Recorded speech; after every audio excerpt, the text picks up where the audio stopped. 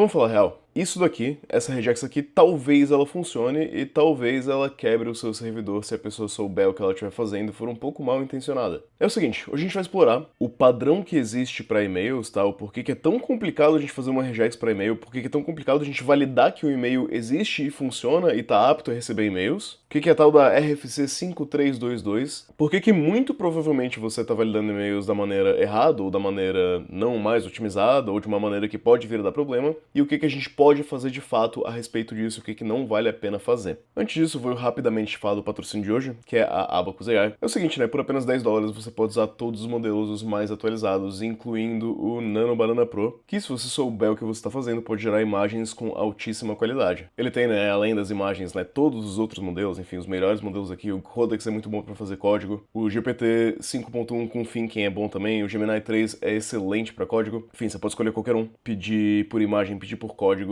pedir por PowerPoint, você nunca mais precisa fazer um PowerPoint do zero. Eu, inclusive, já usei isso aqui, tá? É legal. Mas não termina por aqui. Você vai ter acesso à IDE com um agente de IA, chamada Code LLM. Posso pedir, por exemplo, para ele fazer uma alteração aqui na função, né? E a IDE faz a alteração que eu pedi, eu só preciso aceitar aqui e tá pronto. E você tem acesso também ao Deep Agent, que criou esse MVP para mim com um único prompt. Tem bastante gente usando o Deep Agent para hospedar alguns backends mais simples, como, por exemplo, o backend de bot de Telegram. Eu vi bastante gente fazendo isso. Olha aqui, ó, nossa imagem ficou pronta. Cara, esse Nano Banana Pro é absurdo. É difícil dizer que isso daqui é IA, tá? Se a pessoa não estiver prestando muita atenção, é bem difícil. Enfim, todo esse ferramental aqui, por apenas $10 por mês, o link tá aqui na descrição. Cara, vamos lá para essa RFC aqui. O que essa RFC diz? Essa aqui é a spec que diz o que é um e-mail que pode ser válido e o que é um e-mail que não pode ser válido, tá? Ela tem muito mais flexibilidade do que você imagina que ela tem. Como assim? Você imagina que um e-mail válido é tipo assim, algoritmos.galego@gmail.com. Esse e-mail aqui é válido, né? É um e-mail válido, tá certo? É um e-mail válido. Se eu tirar esse galego aqui e fizer algoritmos.gmail.com, ele é válido? E a resposta é que sim, ele é válido também. Se eu fizer algoritmos.ponto, eu acho que uma letra aqui depois, isso daqui também é válido, só que fica pior, tá? Fica bem pior. Se eu colocar isso daqui entre aspas, ele continua sendo válido, e se dentro das aspas tiver um espaço, ele continua sendo válido. Isso daqui é um e-mail perfeitamente válido, que vai quebrar sua regex provavelmente. Se dentro das aspas eu tiver um @gmail.com, aí fecha aspas, aí @gmail.com, isso continua sendo válido. E você pode achar que eu tô brincando, tá? Mas isso daqui também é um e-mail válido, tá? Essa coisa aqui tá valendo, tá? A RFC permite. Existe uma regex oficial para você pegar todos os e-mails válidos, tá? A regex oficial, ela tem mais de 6.000 caracteres de regex. É uma regex que tem mais de 6.000 caracteres. Num vídeo, eu não sei se eu vou lançar esse vídeo antes ou depois, mas enfim. Saiu ou vai sair um vídeo aqui no canal de eu falando como que a regex pode travar o seu servidor, né? E é legal a gente evitar regex se possível, principalmente as bem complexas assim. Tem uma segunda parte, tá? Tem uma segunda parte legal. Imagina que você é um alemão e você tem um sobrenome alemão super comum. De repente, um sobrenome alemão que fez gol em uma Copa do Mundo. Müller. Aqui, ó, Müller.Deutschland. Inclusive, se alguém souber a resposta, alguém me explica por que a Alemanha se chama Alemanha, Germânia e Deutschland. Não faz sentido, tem 3 nomes do país. Mas tá, o nosso Müller Deutschland aqui é Punicode. Em Punicode, isso vai ser isso daqui, né? Então, esse nome de domínio é um nome de domínio válido, que na real se traduz para isso daqui, que também é válido. Então, se você decidir fazer um validador de e-mail, o seu validador de e-mail precisa aceitar caracteres de Unicode, converter para Punicode e checar se o domínio resultante, né, se o domínio Müller.Deutschland é válido. Tá ficando cada vez mais complexo, né? Tá ficando cada vez mais complexo. Vamos esquecer por um segundo a nossa regex de validação de e-mail e vamos falar de outro tópico. Vamos falar de MX. Você já deve ter visto em algum lugar algum código tipo isso daqui, tá? In MX 10 out sei lá o que, SMTP, talvez você já tenha visto. Se você foi dev por algum tempo, você viu isso daqui. O que é MX? MX é Mail Exchange, que é uma espécie de DNS que vai te informar aonde que esse domínio, na verdade, qual e-mail server, qual servidor de e-mail é responsável por esse domínio. Tipo uma DNS, né? Um Domain Name System. Então, ele vai saber para onde enviar aquele e-mail. Você pode fazer uma checagem. Você pode usar aqui, ó,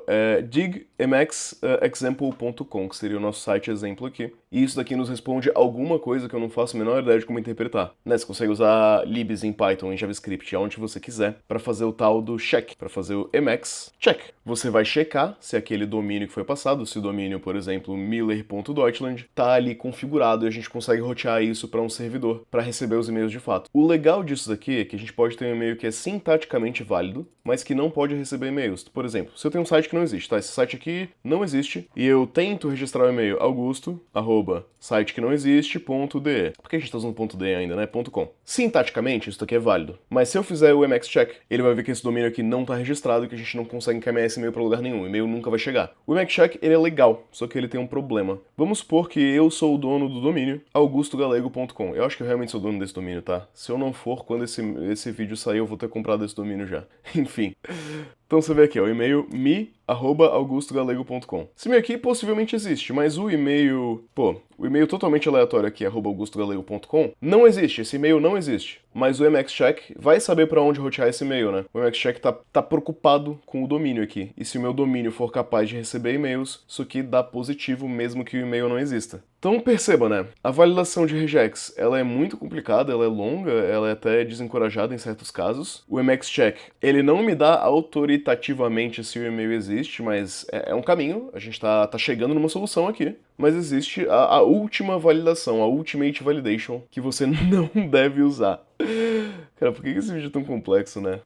A gente tem aqui SMTP Callouts. É o seguinte, né? SMTP significa Simple Mail Transfer Protocol. Simple Mail Transfer Protocol. Existe um comando que permite que você cheque se um e-mail existe sem enviar um e-mail para aquele e-mail. O comando é isso aqui, ó. Você daria esse comando aqui em teoria, rcpt2, aí o seu e-mail lá, né? algoritmos.galego@gmail.com, tá ok? E aí você vai obter uma resposta de se essa mailbox existe ou não existe, e isso, em teoria, valida que o e-mail tá apto a receber e-mail, que tá tudo certo, que a gente pode... né, o e-mail foi validado, de fato. Qual que é o problema aqui, né? Isso daqui pode ser abusado. Eu posso pegar um e-mail de uma empresa média aí, vamos supor, empresa mais aleatória, sei lá, Vercel. E eu posso testar, posso spamar todos os e-mails que podem possivelmente existir na Vercel, né? Eu testo um monte de nome aleatório e eu descubro todos os e-mails de todas as pessoas que existem lá na Vercel. Então, por causa desse risco, um risco de privacidade até, esse callout aqui, esse comando aqui, em muitos servidores de e-mail vai ser bloqueado. Ou vai ter reach limit, ou vai bloquear, ou não vai responder, enfim. A gente não consegue utilizar isso daqui para validação porque muitos e-mails, por uma questão de privacidade mesmo, não aceitam. Ponto. Acabou. O que nos leva para a verdadeira última validação que existe e única validação que existe. Para você validar que esse e-mail aqui de fato existe, você manda um e-mail para ele e pede para ele confirmar numa caixinha, clicando no botãozinho, e aí a pessoa confirma que o e-mail existe, que o e-mail é dela. Essa é a verdadeira validação de e-mail. Mas a gente pode, né, prevenir alguns tipos de coisa, né? A gente pode prevenir uma certa trollagem aí, prevenir algumas más intenções. Como que a gente faria isso, então, baseado em tudo que a gente aprendeu? A gente pode ter alguns passos. O primeiro passo é no front-end. Lembra que eu falei que a regex tem 6.000 linhas, é uma regex super complexa, né, para validar que o e-mail é de fato plausível. Cara, no front-end você não precisa de uma regex muito complexa. No front-end você precisa, basicamente, validar que tem um arroba e validar que depois do arroba tem um domínio válido, né? Validar que depois do arroba tem, sei lá, um ponto, não sei. E de repente olhar que aqui na frente não é uma string em branco, né? Algo nesse sentido e tá ok. Tá, essa é uma regex razoável pro seu front-end utilizar para validar o input do formulário. Não precisa de mais do que isso. Agora, o segundo passo. O front-end vai enviar esse e-mail para um back-end. Cara, esquece regex. Usa uma lib para isso, tá? Se estiver usando Django, por exemplo, você vai usar aqui, ó, django.core.validators, email validator e tá bom. Usa uma lib, não cria uma regex já pronta, não copia uma regex já pronta. A melhor forma que eu vou recomendar é você usar uma lib específica para isso. JavaScript tem lib para isso, todas as linguagens têm algum tipo de lib que conseguem validar o e-mail e conseguem garantir que o seu back-end não vai ser travado pela regex. Eu podia ter feito o vídeo junto, né, o vídeo de travar regex, mas enfim, já vai sair, tá, o vídeo de travar o servidor com regex. É possível, não é nem difícil, inclusive. Depois disso, você pode fazer o MX Record Lookup. Eu talvez não vejo tanto propósito nisso daqui, porque o último passo que eu vou recomendar de qualquer maneira é mandar um e-mail de confirmação, tá? Se você tá fazendo algo tipo uma lista de e-mails, você manda um e-mail de confirmação. Se você tá fazendo o sign-up de um usuário para criar uma conta no seu site, manda um e-mail de confirmação, tá? Vai simplificar a sua vida. É a única maneira garantida de garantir a legitimidade de um e-mail e você ainda consegue, né, validar que a pessoa de fato é dona do e-mail. Esse é o único jeito. Então é isso que aprendemos. Front-end, validação simples. Back-end, usar alguma lib. Preferencialmente, vale a pena mandar um e-mail de confirmação. Você também aprendeu algo sobre SMTP e algo sobre Emacs? As coisas elas são mais complicadas do que parecem, né?